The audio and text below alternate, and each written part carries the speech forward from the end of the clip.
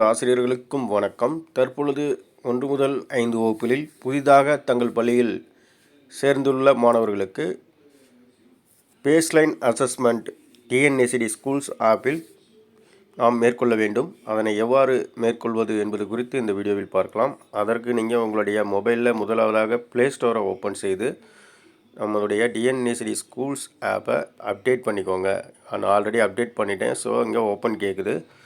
நீங்கள் அப்டேட் செய்துட்டு நம்மளுடைய டிஎன்ஏசி ஸ்கூல்ஸ் ஆப்பை ஓப்பன் செஞ்சுக்கோங்க. அதில் 1 முதல் 5 வகுப்பு வரை கையாளக்கூடிய ஆசிரியர்கள் தங்களுடைய யூசர் ஐடி பாஸ்வேர்டை கொடுத்து லாகின் செஞ்சிட்டிங்க அப்படின்னா உங்களுக்கு இந்த மாதிரியான ஒரு பாப்அப் விண்டோ இருக்கும். அதில் அறிவிப்பு அப்படின்னு சொல்லிட்டு புதிதாக சேர்ந்த மாணவர்களை ஜூலை மாதத்தில் அவங்களுக்கு 2 முதல் 5 வகுப்பில் பேஸ்லைன் அசஸ்மெண்ட் முடிக்க வேண்டும் அப்படின்ற ஒரு நோட்டிஃபிகேஷன் வந்திருக்கும். அதை இன்ட்டு பண்ணி க்ளோஸ் பண்ணிவிட்டு இப்போ எண்ணும் எழுத்து மாடலை கிளிக் பண்ணுங்கள். இதில் இரண்டாவதாக இருக்கக்கூடிய பேஸ்லைன் அப்படின்றத கிளிக் செஞ்சிங்கன்னா உங்களுடைய வகுப்புகள் இங்கே தோன்றும். இதில் உங்களுடைய வகுப்பு தவறுதலாக இருந்தது அப்படின்னா நீங்கள் இங்கே போய்ட்டு கிளாஸ் அப்படிங்கிறதுல உங்களுடைய கிளாஸ் அண்ட் செக்ஷனை ஃபஸ்ட்டு கிளாஸ் ரூம் டீட்டெயில்ஸில் போய்ட்டு மாற்றிக்கோங்க.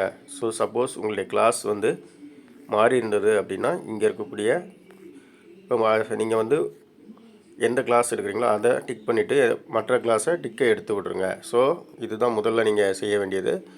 அதன் பிறகு நீங்கள் பேஸ்லைன் அப்படிங்கிற கிளிக் செஞ்சிங்கன்னா உங்களுக்கான கிளாஸுடைய உங்களுக்கான ஒதுக்கப்பட்ட வகுப்புகளும் அதனுடைய 3 பாடங்களும் காட்டப்படும். இப்போ முதலாவதாக பார்த்திங்கன்னா கிளாஸ் 2ல் உங்கள் பள்ளியில் புதிதாக யாராவது சேர்ந்துருந்தாங்க அப்படின்னா தமிழை செலக்ட் பண்ணுறோம். அந்த மாணவனுடைய யார் புதிதாக சேர்ந்திருக்காரோ அந்த மாணவருடைய பெயர் மட்டும் உங்களுக்கு காட்டும். உங்கள் பள்ளியில் யாரும் புதிதாக 2 முதல் 5 வகுப்பு சேரலை அப்படின்னா காட்டாது. புதிதாக சேர்ந்துருந்தாங்கன்னா காட்டும். அதில் நீங்கள் ஸ்டார்ட் அசஸ்மெண்ட்டை கிளிக் செஞ்சிங்கன்னா அவங்களுக்கான இந்த பேஸ்லைன் அசஸ்மெண்ட்டுக்குரிய கேள்விகள் இங்கே தோன்றும். அதில் ஒவ்வொரு கேள்வியாக அந்த மாணவனிடம் கேட்டு அதற்கான சரியான பதில்களை ஒவ்வொன்றையும் நீங்கள் தேர்வு செய்து இறுதியாக சப்மிட் ஆன்சர் கொடுக்க வேண்டும். அதே போல் பேக் நீங்கள் இங்கிலீஷ் பாடத்துக்கும் அந்த மாணவனுடைய பெயர் காட்டப்படும்.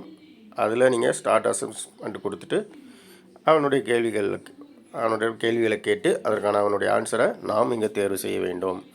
ஸோ இவ்வாறாக உங்களுடைய அனைத்து வகுப்புகளுக்கும் புதிய மாணவர்களுக்கு பேஸ்லைன் அசஸ்மெண்ட் முடிக்க வேண்டும். இதை ஜூலை மாதத்தில் நடத்த வேண்டும் சொல்லியிருக்கிறாங்க. ஸோ இதை ஜூலை மாதத்தில் நாம் நடத்தி முடிக்க வேண்டும். நன்றி.